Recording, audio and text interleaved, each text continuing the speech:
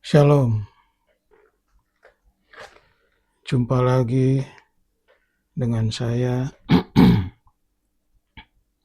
yang akan menerangkan suratan Galatia. Suratan Galati itu terkena pintu kemah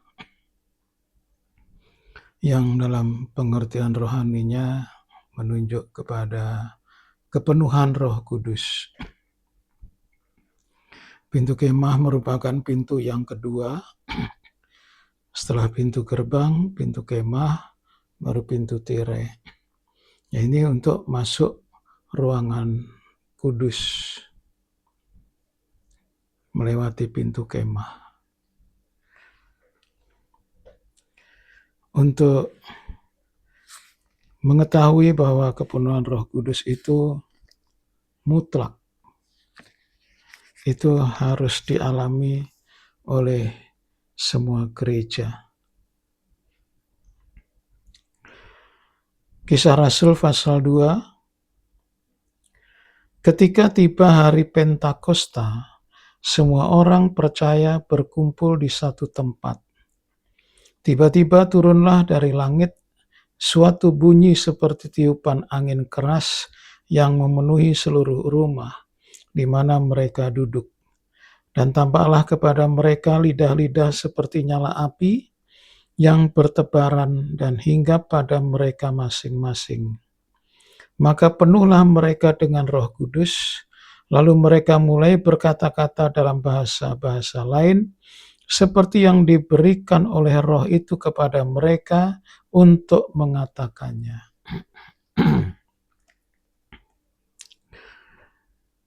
Ini dalam perjanjian lama adalah hari raya Pentakosta atau hari raya 7 minggu. Puncaknya setelah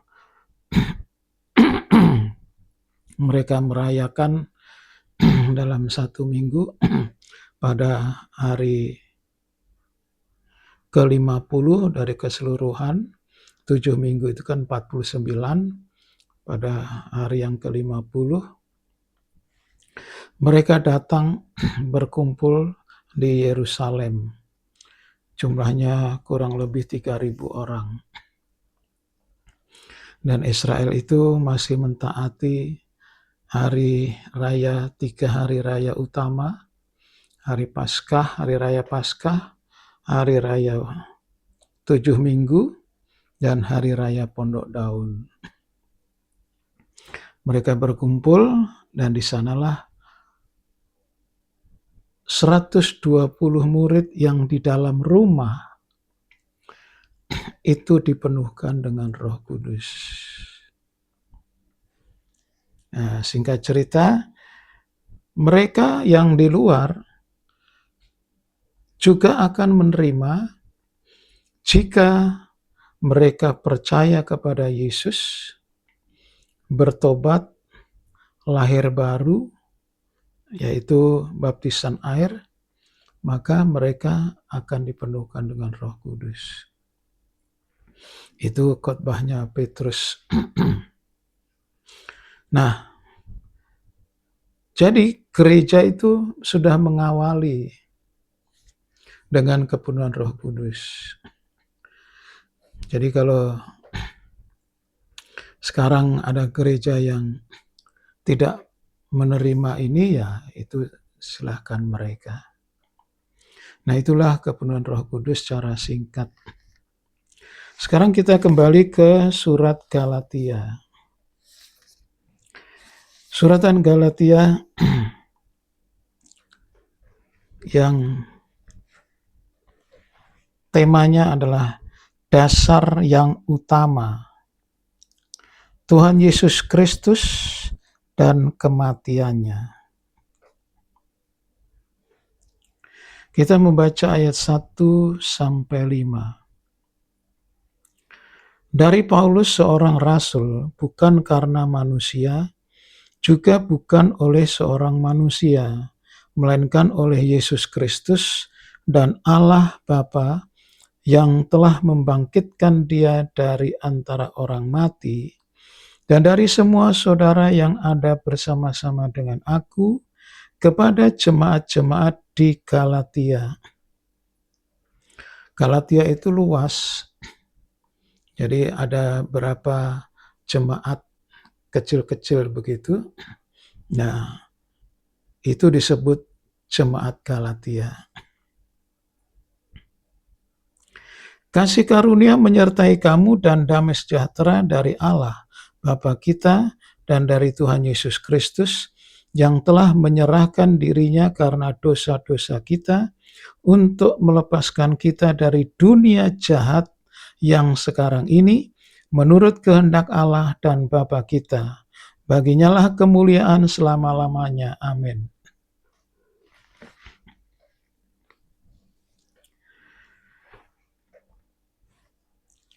Suratan Galatia sudah dibuka dengan bahwa Rasul Paulus menjadi seorang rasul bukan karena manusia, juga bukan oleh seorang manusia. Jadi Rasul Paulus menjadi rasul itu bukan karena manusia, karena manusia itu daging, dan daging itu berlawanan dengan roh.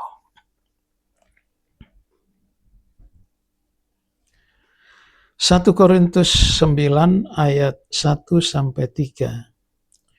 Bukankah aku rasul? Bukankah aku orang bebas? Bukankah aku telah melihat Yesus Tuhan kita?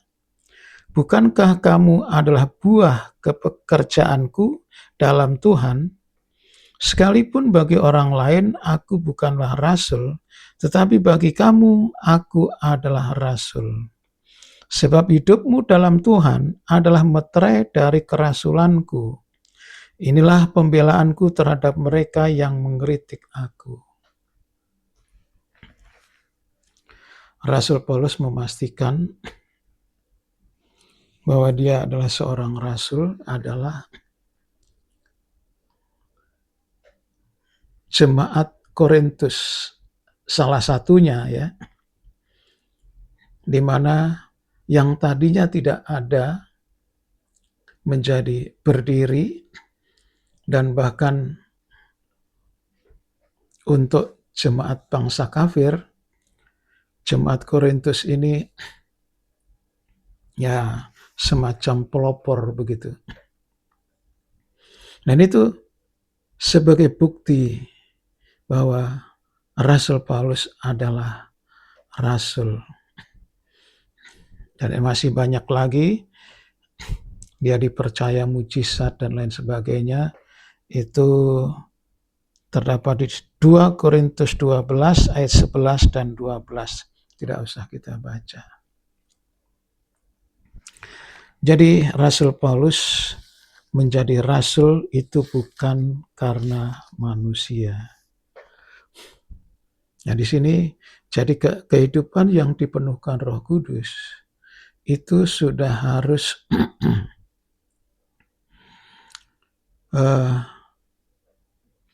tidak mengutamakan, mengagung-agungkan manusia. Jadi walaupun dia dilayani pertama kali oleh manusia, tetapi dia menjadi rasul, mendapat kepercayaan firman Tuhan, dia mengasingkan diri. Dan di sana Tuhan mengajar dia. Jadi dia sudah itu dia mendapat kepercayaan untuk menderita penderitaan yang luar biasa. Yang kedua adalah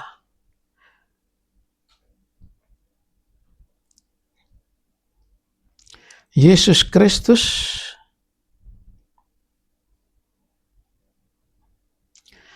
mati, dan kematiannya itu dalam rangka melepaskan kita dari dunia jahat. Kita membaca 1 Yohanes pasal 5 ayat 18 dan sampai 20. Kita tahu bahwa setiap orang yang lahir dari Allah tidak berbuat dosa, tetapi Dia yang lahir dari Allah melindunginya dan si jahat tidak dapat menjamahnya.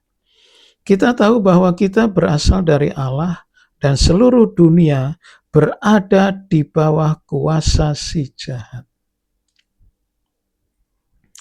Akan tetapi kita tahu bahwa Anak Allah telah datang dan telah mengaruniakan pengertian kepada kita, supaya kita mengenal yang benar dan kita ada di dalam yang benar, di dalam Anaknya Yesus Kristus. Dia adalah Allah yang benar dan hidup yang kekal.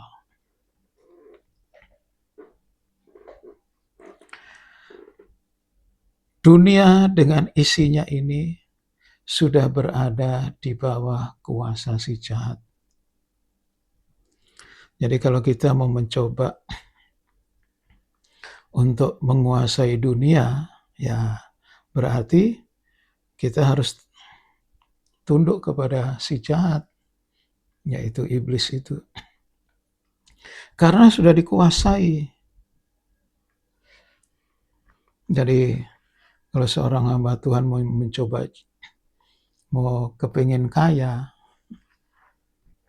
dia pasti terbentur. Kalau kaya itu oleh karena kemurahan Allah. Karena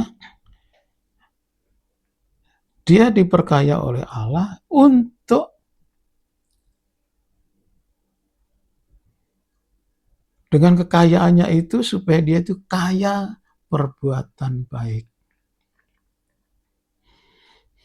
Jadi bukan bermewah-mewah, keliling dunia dan lain sebagainya.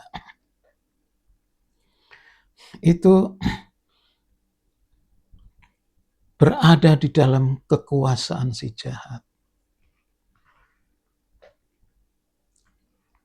Apalagi hamba Tuhan. Harus begini, harus begitu. Sedang jemaat disuruh berkorban, dia tidak berkorban. Akhirnya uangnya dipakai untuk pesiar dan lain sebagainya. Itu tidak mencerminkan seorang hamba Tuhan. Hamba Tuhan itu seperti Rasul Paulus. Bukan oleh karena manusia dia menjadi rasul, tetapi dipilih oleh Allah. Dan dia bukan hanya menyampaikan firman Allah saja, tetapi sengsara yang dia hadapi. Dan itu sudah menjadi makanan hari-hari. Jadi hamba Tuhan itu harus tahu bahwa meterainya adalah sengsara. Kalau nggak mau sengsara ya jangan jadi hamba Tuhan.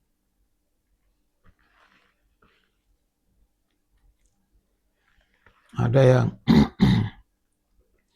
berpedoman bahwa uang bukan segala-galanya, tapi segalanya membutuhkan uang. Memang benar, segalanya membutuhkan uang. Tetapi kalau uang itu sudah mengendalikan manusia, ya berada di dalam pengaruhnya si jahat. Ya bisa tidak jujur, bisa mencuri, dan lain sebagainya. Itulah si jahat yang licik. Dan apalagi kalau hari-hari akhir ini, dia dengan teknologi yang canggih, memperdaya manusia yang pandai-pandai dikumpulkan untuk membuat rakyat kecil itu menderita. Itu sudah semuanya itu si jahat punya ulah. Tetapi Tuhan Yesus melepaskan kita.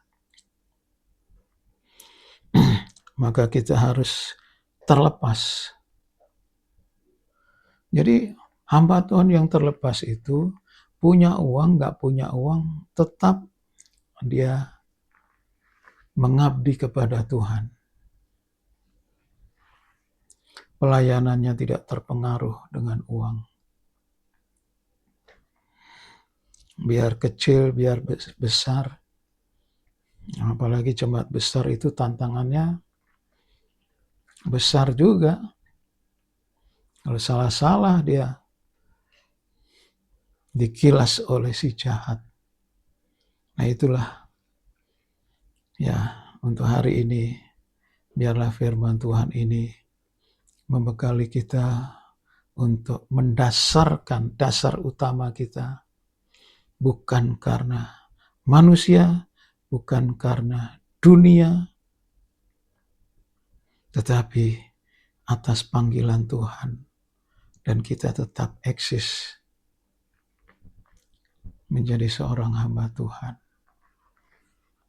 Puji Tuhan, kiranya Tuhan memberkati saudara. Amin.